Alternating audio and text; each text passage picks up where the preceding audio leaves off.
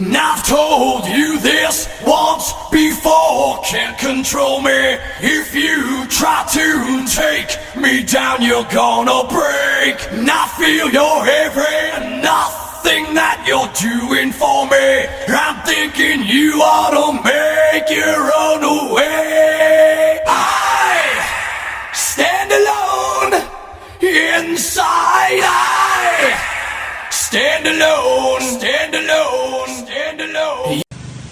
Неопознанный летающий объект, блин. Что вот это за хуйня?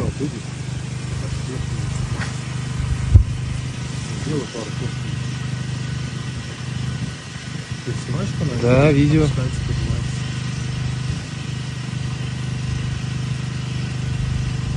Что это такое?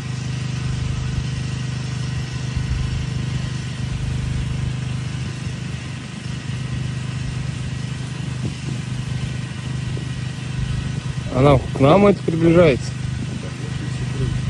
Нет, она потихоньку к нам.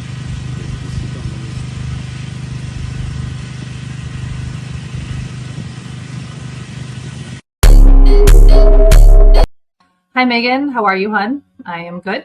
Can you ask Ross what his thoughts are on NASA cutting the live feed from Mars when 3i Atlas went past? Everything was going well. Then they turned into a gray screen. What are they hiding? You know, it's funny. I never believed any of the NASA conspiracy theories until very, very recently. I always thought it was nonsense that NASA cut the feed. And I now realize someone is cutting the feed because I've seen it. I've actually seen it happen.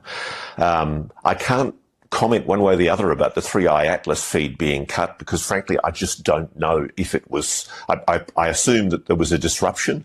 And look, disruptions do happen to transmissions. Obviously, it's a big thing to be able to receive or send a transmission across space. So it wouldn't surprise me at all if occasionally there are disruptions. But I'll tell you my story, which I have told before. But I was invited to tour as a VIP the Marshall Space Center when I was giving a speech at the Huntsville Scientific Coalition for the Study of UAPs 2 years ago. And it was a great opportunity, and I remain very grateful to the local director of NASA on location, who very kindly ushered me around with the wife of another former NASA administrator, Mike Griffin. And while we were on location in the viewing room, where there's a huge bank of video feeds from the space station, the International Space Station, we were looking at the feeds with the director of the Marshall Space Center talking to me with his back to those screens.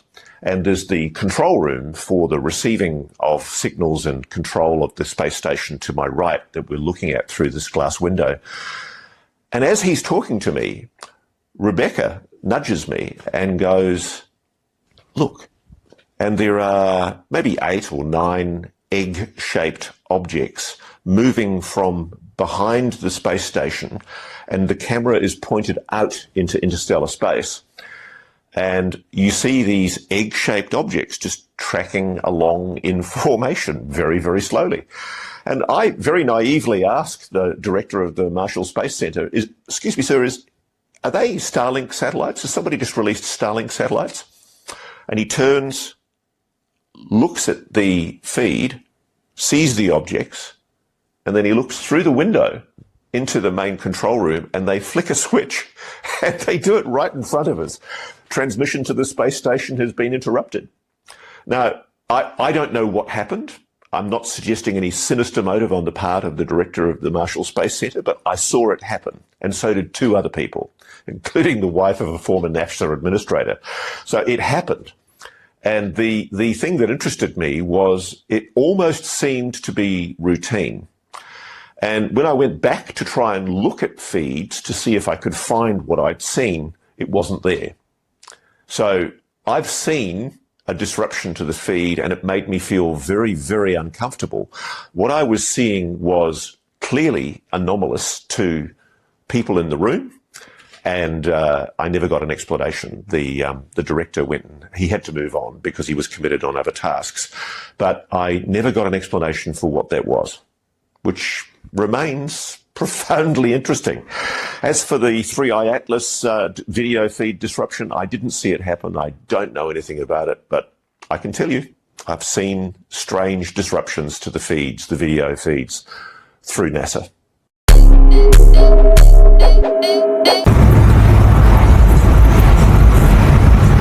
We saw aliens! What is that?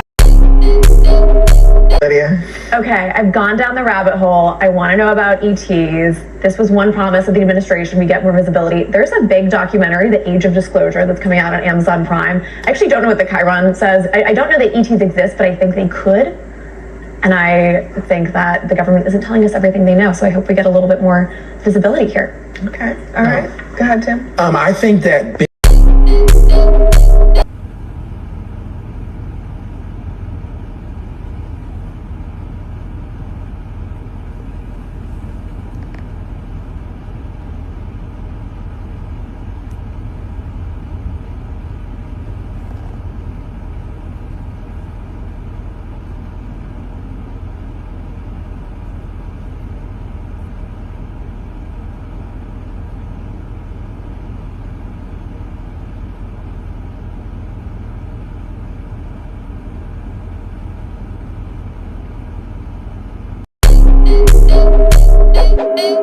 the planets orbit the sun to within 5 degrees. And, that coincidence is 1 in 500, okay, for it to lie exactly in the plane. It means that along its path, it can come very close to several planets. In fact, it comes very close to Mars, Venus, and Jupiter. And it wouldn't be able to do that if it came at an angle. And moreover, it arrives closest to the sun when the Earth is on the opposite side of the sun. So we won't be able to observe it. And that's the best point to make a maneuver using the sun's gravity. Moreover, it came from a direction in the sky that is full of stars. It's the direction of the center of the Milky Way galaxy. And so I was a co-author of a paper that said, is Three Eye Atlas alien technology? And of course, if it is alien technology, you can't do the calculation of the mass in rocks in interstellar space because this object is targeting the inner solar system. And, it will pass closest to the sun on October 29th, 2025. I got a text message the other day from someone who said that he is trading options on the volatility of the market with an expiration date of October 29th in order to make money. And I immediately thought, I don't know if there will be meaning to money if this object turns out to be technological after October 29th. If you want to take a vacation, take it before that date, because who knows what will happen. Now, it could be a mothership that releases mini probes, that they come to Earth. The Galileo project that I'm leading is looking for unidentified anomalous phenomena, and we have now 3 observatories, and we will check if after October there is more activity. That would be interesting to check. But as of now, people, astronomers, what you will hear is the sort of the party claim that this is a comet. Now, a comet, by the way, just like a zebra is identified by its stripes, right? That's what how do you tell the difference between a horse and a zebra? It's the stripe. Okay, so how do you tell a comet from a rock that doesn't have any eyes? You tell it by the cometary tail. Okay, that's what distinguishes a comet. And in this case, just yesterday, there was the first analysis of the image from the Hubble Space Telescope of this object. And guess what? There is no tail. But more importantly, there is glow in front of the object instead of behind it. It's got headlights.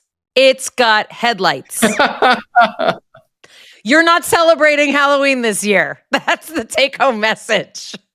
Just as an English to English translation, if I'm summarizing, there is a large rock that most scientists think is a comet that is bigger than the size of Manhattan, hurling towards space or hurling through space, potentially towards the Earth, that you believe may be alien technology, potentially a mothership that does not have any of the signs of a comet, but has headlights potentially or a glow in front of it. And it's scheduled to arrive potentially on Earth on October 29th? Is that accurate? Not to Earth, but to get closest to the sun along its path. But Avi, it's going to appear when we can't see it, which would be the best time for it to make a sneaky maneuver. Yes, exactly. I mean, you can argue like my colleagues do and say, the trajectory, it's just a random trajectory that happens to be fine-tuned and so perfectly aligned with all these planets. And, it's a coincidence that it happened to come closest to the sun when we can't see it. And it's a coincidence that it passes near all these other planets. By the way, even if you take this trajectory and just arrange for a random arrival time, you get 1 in 20,000 chance of it coming as close as it does to Jupiter, Mars, and Venus. It just fine-tuned in the sense that it also comes closest to those planets. Those planets are moving around the sun, in a circle, each of them. And they get to the point where 3i Atlas is just when it arrives there. Like, how can that happen? Maybe you're crazy. Maybe they're just going to say, Avi's crazy. But is this sort of the way we have to think? Meaning, if you're going to open up the possibility that there's extraterrestrial life, it's got 1 million or billion years of head start on us, you have to open your mind to the possibility of what if. And so every time you see something that we can't yet explain or we can't yet measure, we get to open our minds and say, what if? What are the possibilities? What's the clinical, scientific, quantifiable way to examine it rather than just dismiss it? Yeah, or assume that it's the same as we have seen before, because that's the usual approach of scientists, of anyone. And my point is that, in fact, I suggested establishing a new scale between 0 and 10, which is now called the lobe scale, because I suggested it a month ago, and there was actually a paper yesterday that I co-authored about it. And the idea is 0 would be an object that definitely shows a cometary tail, okay, or looks like an asteroid, has all the characteristics that we are familiar with of a rock or an icy rock. That's 0. And 10 would be an object that is definitely technological because it maneuvers or has some artificial lights or has some unusual shape or transmits signals, something, or has, releases much more heat than you expect from the solar illumination. It has some engine that gives it additional heat. All of these signatures would raise a flag. And if it looks like it's technological, then there needs to be an organization that is international, because the aliens do not care how we split territories on this rock that we were born on. There is much more real estate out beyond Earth, and they would be completely amazed that we are worried. They're like hippies. They don't believe in borders. No, I mean, what we decide here on Earth is very local. We are obsessed with it. All our politics, geopolitics is all about territories, and they would think, who cares? This is a tiny rock out of billions of them out there. But so they would not distinguish us based on the nation that we belong to. So therefore, it will be a problem of humanity as a whole. And this organization needs to be international. So my recommendation is there should be an organization because, we are worried about existential threats from artificial intelligence. There is a lot of talk about it. From climate change, there is a lot of talk about it.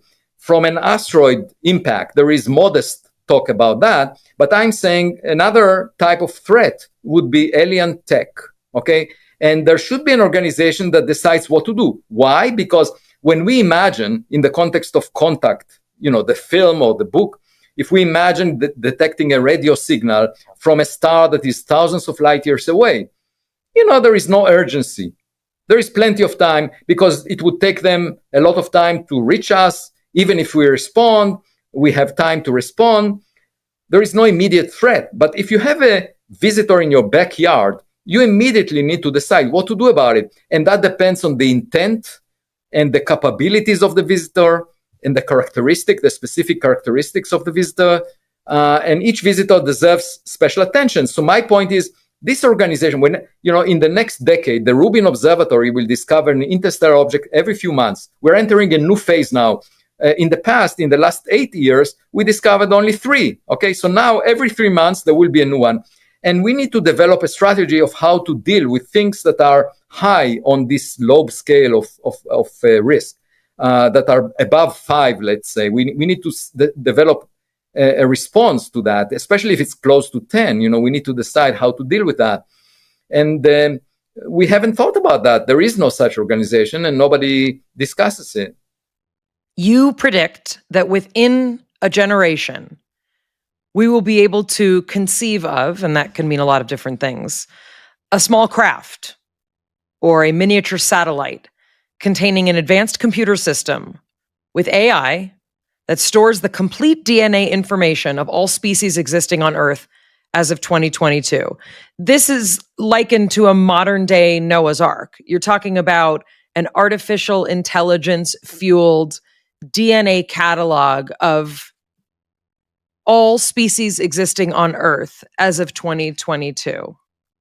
What would we do with this artificial intelligence Noah's Ark of DNA?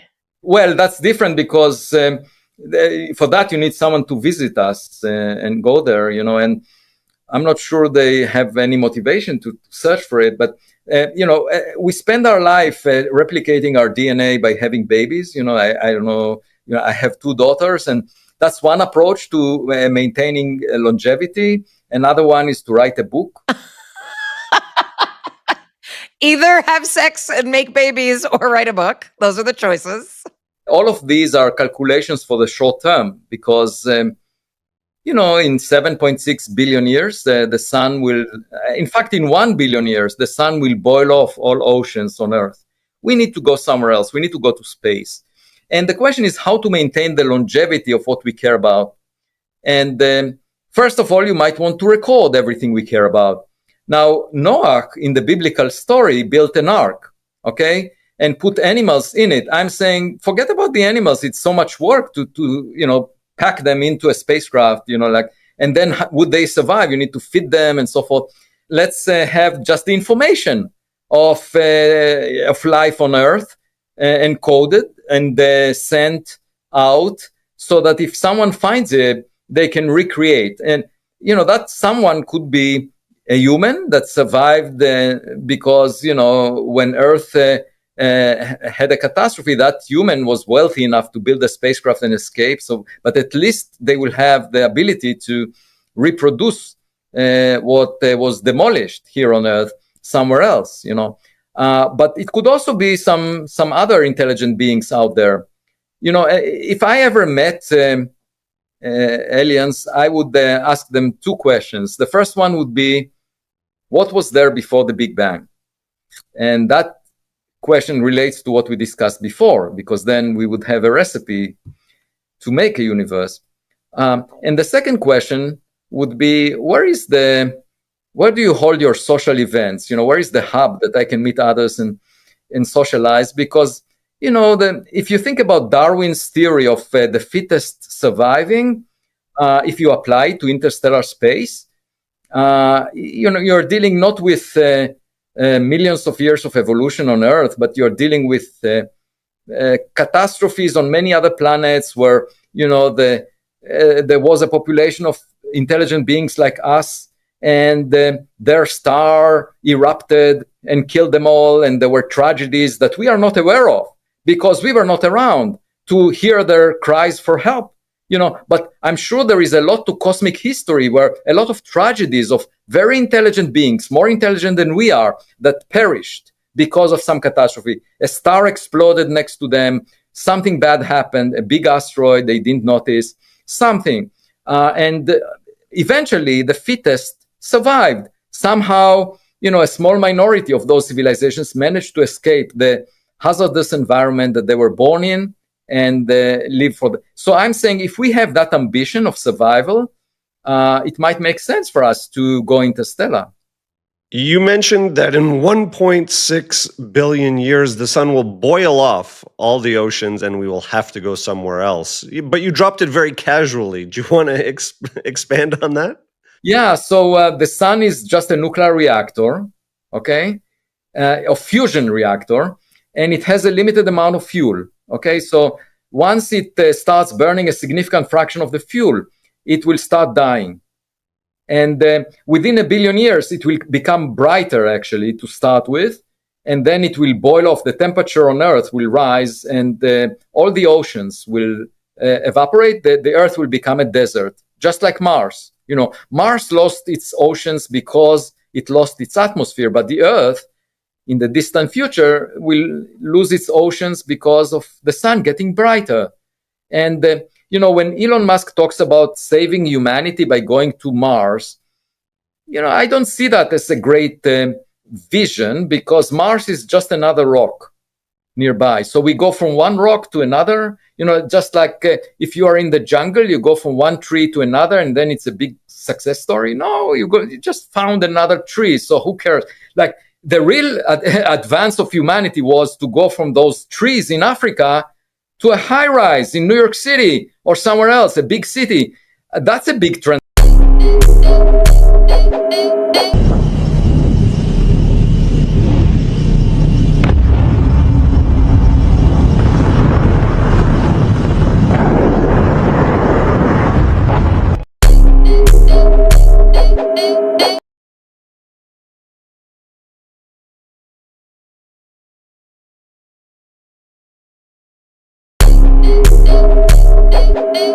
Look, you can nitpick anything, to the point where you find inconsistencies, and then you can add those inconsistencies up and say, this can't be true. But the thing is, you can do that with factual events. And this was a factual event. Where the project is now, where the parts are now, this is all 20 years ago. So I know there are alien craft here from another planet. I saw other ones, but I was inside one. I know it was not made on Earth. I know it was made with materials that we cannot fabricate, we cannot duplicate, and we've never been able to. I know it uses a power source that's so advanced that we could only dream of something along those lines, and the energy density on it is phenomenal. It's nothing that I would ever expect to see. I know that this is done in the highest levels of security, and that they use all kinds of methods to keep it quiet, from disinformation to some exotic ways of just hiding things. Like I said, the installation itself was buried in the side of a mountain, and I also know that there's lots of nonsense information that has gone around, and whether it was started by the Navy or military or whoever's at the absolute bottom, of the project. And I truly suspect that be the case, because, look, disinformation is the most powerful, way to distort facts. You just throw a bunch of useless stuff out there, and, they just take the real facts along with the nonsense and bundle it together and say, well, this is just impossible. And, there, your security is maintained. But I also know that at some point they've examined or had bodies of alien creatures somewhere. So I know that stuff for a fact.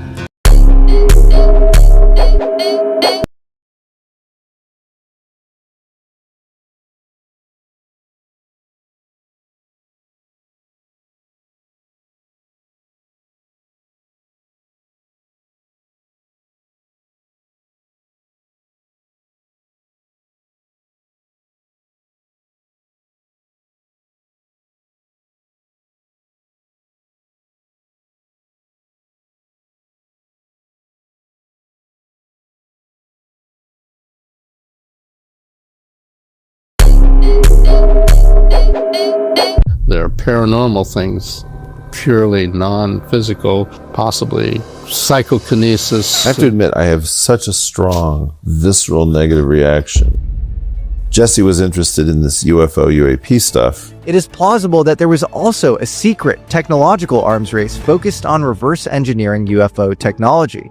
And I couldn't be in the room with it. I found out that I was apparently wrong about that. The federal government is certainly tracking this. It doesn't make any sense to me still. He said, I need you to come to Washington. I saw people, some of whom I knew, including my ex-contract monitor from CIA, a lot of military people and so on. So he sat us all down and said, okay, here's the deal. The United States, Russia, and China have obtained ET craft that have crashed, and we have proof of that, bodies that aren't human. And so the question is, can this be released to the public? Anytime you have a profound physical insight, you have to ask yourself, what Pandora's box would a new physical insight potentially open? Because any change in our physical understanding of the universe can unlock holy hell.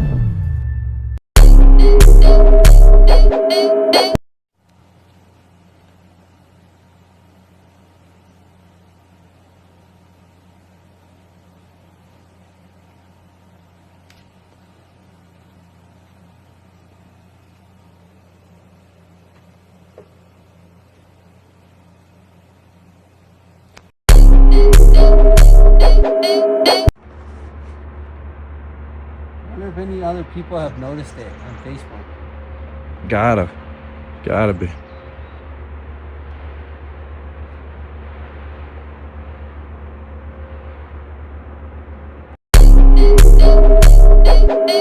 Your name, what you were doing in Iraq, your unit, what your role was. Matt Davis, United States Marine Corps. The unit was 1st Light Armored Reconnaissance Battalion. I was a scout with that unit. We're doing anti-terrorism, just operations in Iraq. We had huge areas of Overwatch to do. Just doing patrols to the desert, and just like prevent any kind of enemy movement, clear villages, set up vehicle checkpoints, do night operations. Day, we're always operating. It was nonstop. So the LAV vehicles have 3 crewmen, a driver, a gunner, and the vehicle commander, and 4 scouts, team leader, machine gunner, pointing in like a grenade or stuff like that. We would take tactical pauses, you know what I mean? I'm waiting for more orders, so we'd set up in coils, which is like a 360-degree security. There's 4 LAVs, which is 2 sections, Alpha and Bravo. What's an LAV, by the way? It's a light armored vehicle. It's got a 25mm Bushmaster cannon, 240 Bravo machine gun on top with the 240 coax. And at all times, there's 2 scouts popped up in the rear. We do area route, zone reconnaissance, and just operations, So if we need to get somewhere fast, we have those vehicles. We assess scouts, we can dismount, clear sections, use the vehicles for Overwatch, go and do assaults, on buildings or just clear areas, just all that type of stuff. And what's the video you sent me? So me taking myself back this particular evening, maybe 100 miles from the Syrian border, we set up a coil, which is a 360-degree security. And basically I was looking at the thermals and the gunner's seat. I'm just doing my observation in the desert, just kind of scanning back and forth, making sure nobody's going to sneak up on us. I can pop up for a minute out of the turret, come back down and look to these thermals. I remember seeing something. I didn't laze it to see the exact how many meters it was away, but just me observing it, I'm going to say it's probably about 200 meters. I kind of seen something raise up, an object kind of come off the floor from that distance. And I was like, well, what is that? And I was talking to myself, and I would probably say it went about 25 meters off the ground. And I seen it sway to the left, stop, and then sway back to the right. Maybe within from that center point that it raised up to that 20 meters, it swayed about 30 to 50 meters to the left. And then coming back to that center point it originally raised up from, it went another 30 to the right and came back and started elevating upward. And I was like, this is weird. What the hell is this? I grabbed my camera, I had a little black Pelican case, popped it open, and it started filming. So I was looking through my camera screen and seen it raise up and keep continually raising. And on that thermal with the reticle, there's a little center dot, which is like your center visual. So I seen it raise up and I was following it with the turret, just raising the turret up as so the barrel's gonna go. But I could tell it wasn't a plane or a helicopter. It was kind of a consistent speed shooting upward, not super fast, but it was just almost kind of like a floating object. And it just, there was nothing out in that area that we would have been operating. If there was, we would have known about it. Definitely the enemy didn't have any kind of helicopters or anything, or any helos or aircraft. I knew it was 100% worthy of filming a video. I was like, I knew it was something out of the ordinary. So I filmed it. as I was filming, I was like, oh, this has this shape, I wasn't thinking that. I was like, oh, this is just a strange object I'm seeing come off the ground and, swayed to the left, to the right, and then went upward and kind of didn't go straight up, but it kind of like veered a little bit and kind of, almost like a back and forth motion. It just kept kind of going up, and I went so high up, I was like, dude, somebody's gonna like see this barrel pointing straight up in the air, and like, what the hell is this guy doing? I knew it wasn't right. And what I really should have did was like, hey, you guys, I saw something right now. It's coming off the desert floor, going upward. And I wish I continued to film it. To be honest, Jeremy, I wish I kept going, but I was like, man, I gotta stop. You look at this thing, it doesn't have rotors, it doesn't have a tail, it's symmetrical looking, it doesn't have rotor wash. You weren't seeing any of that. The shape is fucking weird. Like almost like a dish looking thing with like something kind of slightly protruding out of that top, maybe. Everything you knew about that area made that object ridiculous. 100%. The way it came off the ground, I was like, man, I'm grabbing my camera and filming this. When you see it go up and you stop filming, did it just continue going up, or did you see what happened after you stopped aiming the barrel at it, or are you just like, I gotta stop? I gotta stop, and I didn't see anything. I don't know where it went. I don't know if it continued or stopped or went somewhere else, but... You're in an active combat zone, is this correct? That's correct. You're estimating the thing's 200 meters away. You should have known if something was out there, right? Yes. So you would know if something was a craft of that size at 200 meters away. Like, you would be aware if it's our government launching it. Like, you'd be aware if there was enemies 200 meters away. Not everything is always so easy to explain. Take a look at this video and tell me what you think it is. I know what I think it is. Leave it in the comments.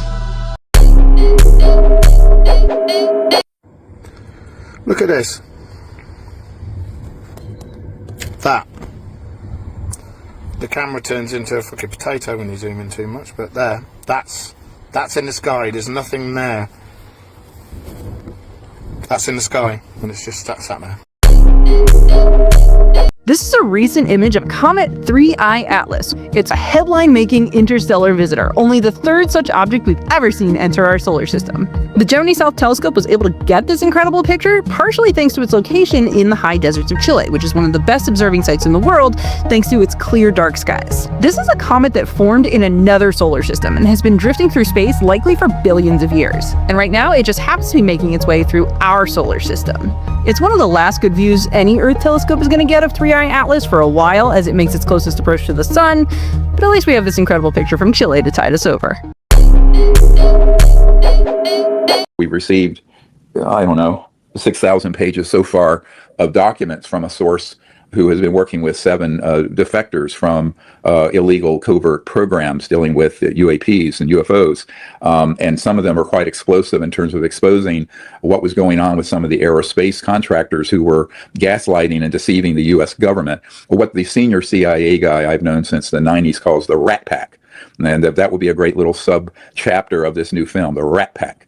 And he talks about how they have been deceiving the U.S. government, the media, and the public, and the UFO community for, quote, decades. I'm quoting from an email he sent me some years ago after the whole kerfuffle happened with the Tic Tac and Lou Elizondo and that whole rat pack of disinformation operatives. Now we have documents connecting all of them to receiving millions of dollars in research funds through Bigelow Aerospace, and then reporting back falsified conclusions on things like the Tic Tac. And yet at the same time, it has a lot of information on real research. It's very interesting. So now it's going to take us a while to go through all that. We're going to get an AI program to be able to go through this volume of material, because I go blind looking through all of them word by word. But it's an extraordinary development.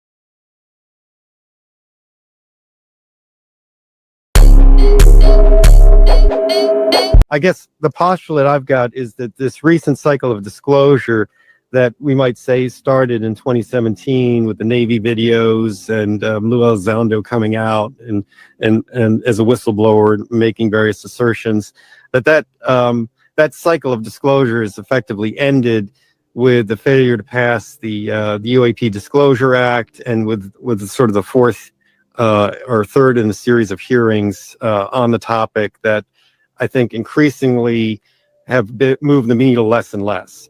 And so in some sense, it seems like the people that have been at the forefront of this recent cycle have said what they've had to say. It's starting to become stale in the sense of being repetitive. The conversation isn't necessarily advancing to new topics, but really more importantly, the mechanism in order to which to address these whistleblower issues is not gaining traction. And, particularly to kind of maybe amplify upon that, I think the essence of that Schumer-Rounds amendment was to create a management structure that you could argue perhaps mirrored the original process that was maybe put in place by Truman and Eisenhower to manage this topic, but to do it in a manner that was assured to have proper congressional oversight and proper transparency and accountability to elected officials, which had ceased to pertain at some point in the past. And so essentially by not passing this, Congress has written themselves out of any type of way forward, and without a control group to manage the policy aspect, then the government's really not going to be in a position to deal with ramification of any released material. And so increasing whistleblowers, increasing attention is going to force the government into a reactive mode and really a hunker down mode. So my view is that this cycle essentially has ended, and we should take stock of what worked and what didn't work to think about maybe a new way forward. So that's sort of my view on the current state of play. Holy moly. The hell?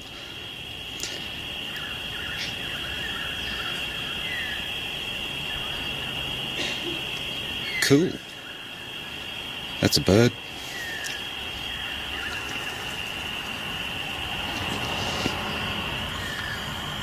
There it is again.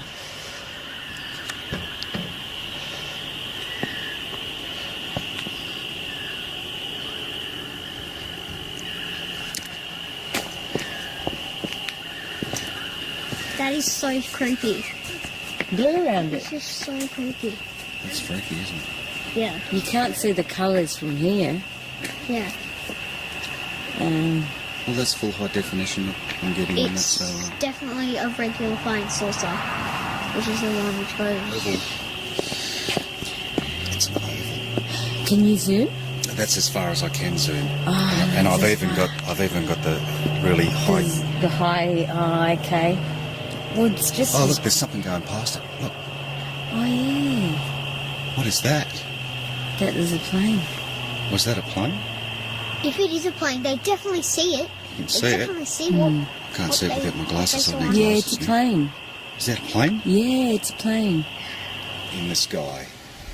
And it's not doing a goddamn thing. It's just... Yeah, I was having a cigarette. I thought, oh my God.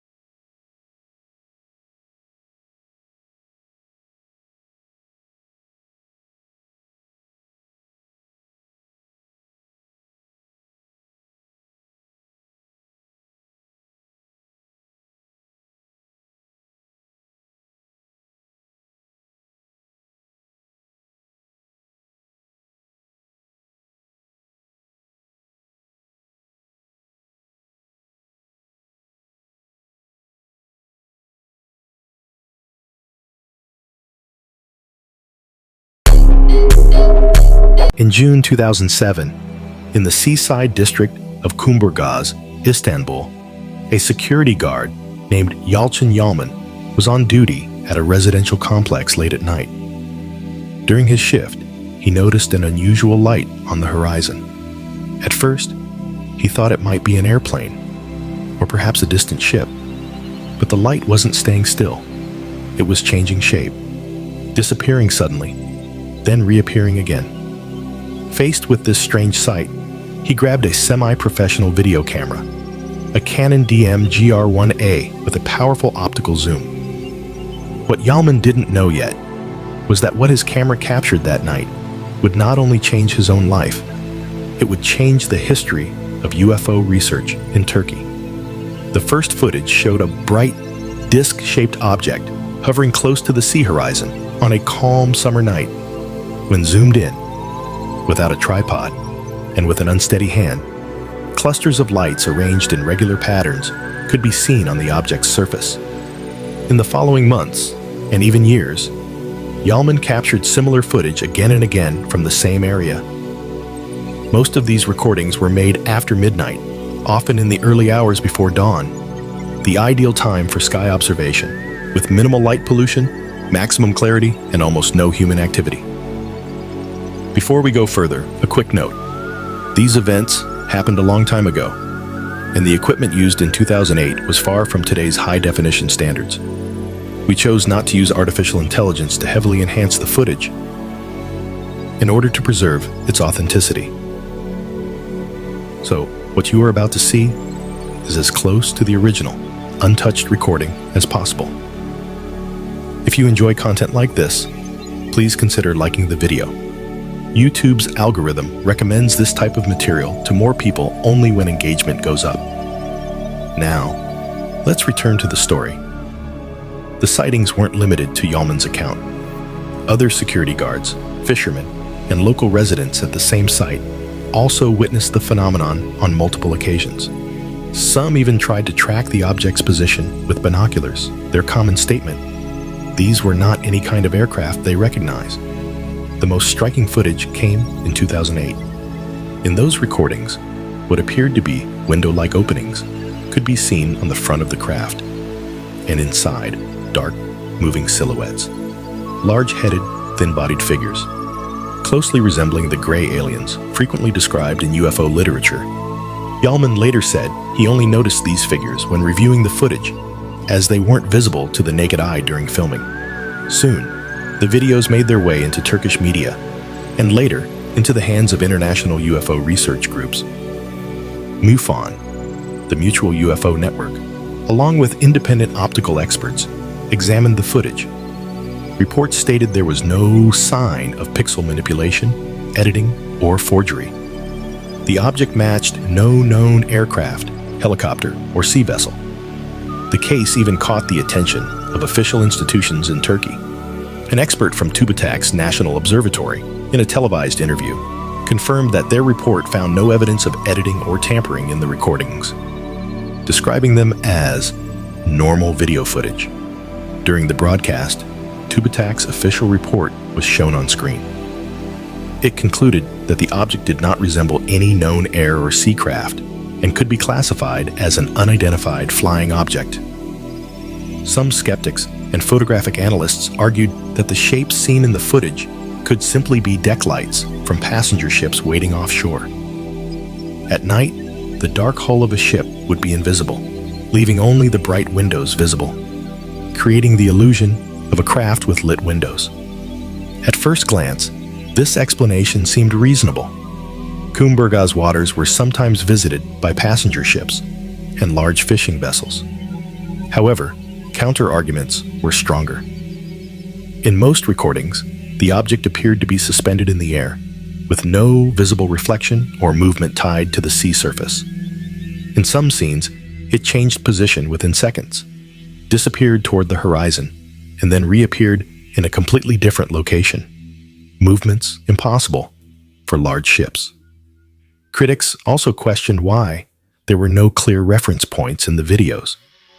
But in an interview with Haktan Akdoğan, head of the Sirius UFO, Space Sciences Research Center, Yalman explained that his security post was directly on the beach, with nothing nearby to serve as a stable reference object. Another remarkable aspect of the case was its duration and consistency. Most UFO sightings last only a few minutes, sometimes hours at most. But in Kumbergaz, the same phenomenon was observed repeatedly in the same area, over a period of almost 2 years. The object's surface was another point of interest. In some frames, it reflected a bright metallic shine. In others, it appeared matte and dark. This could mean its surface composition was unusual, or that the appearance changed depending on the angle of light. Experts suggested that, if it was a craft, its outer layer might have been made from a material unlike anything used in conventional aviation. The case also attracted international attention. In 2009, UFO researcher Dr. Roger Lear visited Turkey, met Yalçın Yalman, and investigated the filming location. He stated that the footage was among the clearest in UFO research history, especially the scenes showing figures behind the craft's windows, which, in his view, could not belong to any known aircraft. Today, the Kumbergaz UFO incident remains one of the most intriguing, unsolved cases. The quality of the footage, the length of the sightings, and the number of witnesses give it a unique place in UFO research. For nearly 2 years, Yalçın Yalman patiently recorded what might have been visitors from beyond. It makes us wonder, how often do extraordinary events happen right in front of us, yet go unquestioned? What do you think? Were these just tricks of light on the horizon? Or were there truly unknown visitors over the shores of Istanbul?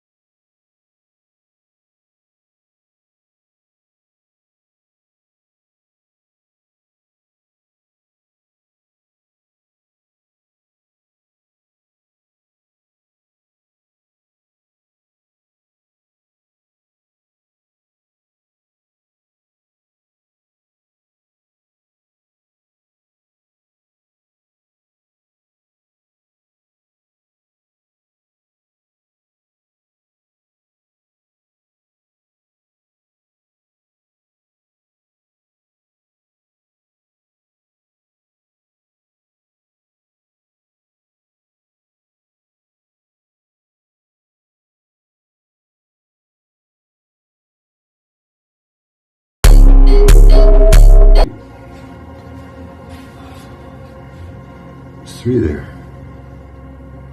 That's the phase shifting drone.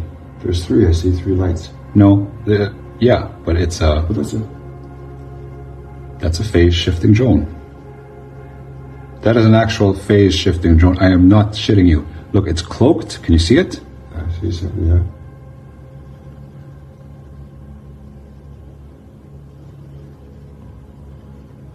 These things have been fucking. Helicopter or anything?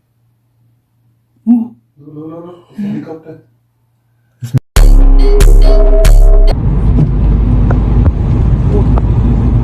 Gerçekten mi ya? Çeksene. Hareket ediyor değil mi? Evet. İniyor yani. Evet. Drone herhalde. All right, no cap, folks. As you know, I'm a well-known journalist. You can click on my link in profile to verify that, my huge YouTube channel.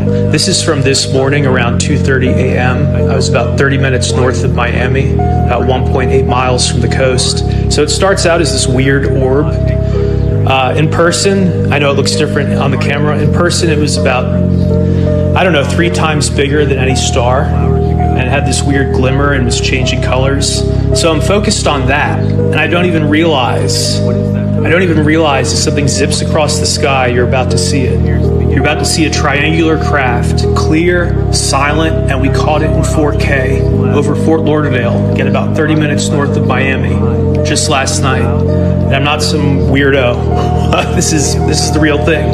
So I filmed this from my 38th floor balcony, again at around 2:30 a.m. facing southeast. We have the exact coordinates for people who are interested. Again, no sound, no flight path lights. Same coordinates, the same sky corridor. We matched it to 2 beachfront hotels for scale. So we've got this totally coordinated where it flew this morning. And we put it into Google's AI as well as GPT. And according to their analysis, this thing was going at least Mach 2 or 3. So above 2,000 miles an hour. More than 4 or 5 times faster than any commercial jet or private jet in the area. By the way, the flight paths don't show any activity in that area at 2:30 a.m. So, again, you see this triangle swoop in at about 4 to 5 times the speed of any commercial jet, and there are no commercial jets typically running at 2:30 a.m. Not in this area. What is that, folks?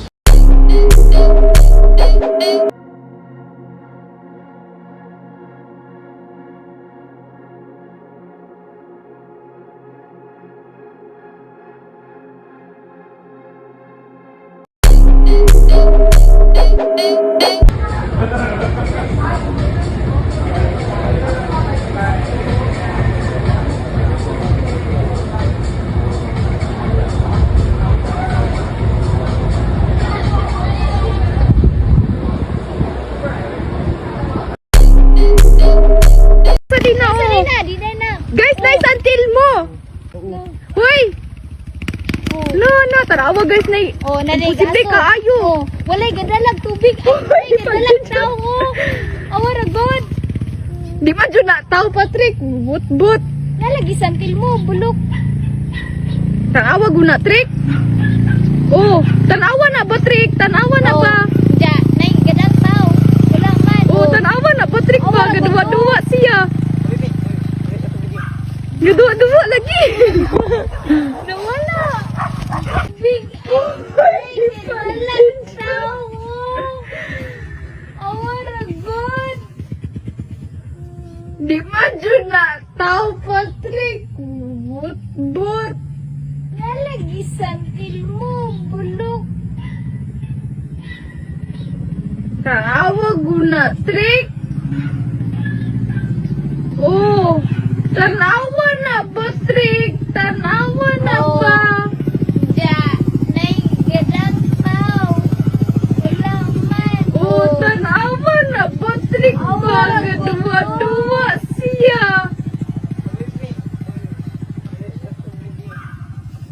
Gadua-dua lagi.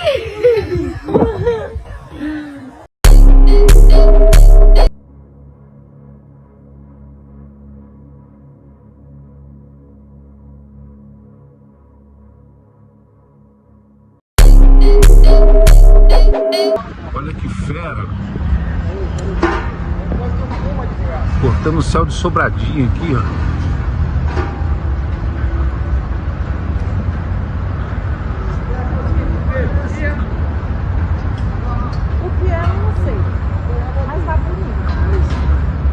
Tá perdido de vista. Olha lá. Olha que fera.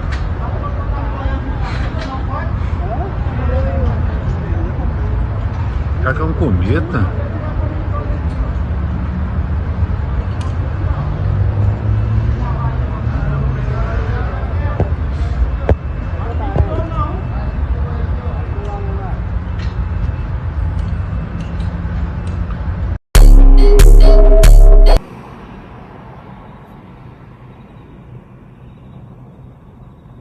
In person, the lights are white only.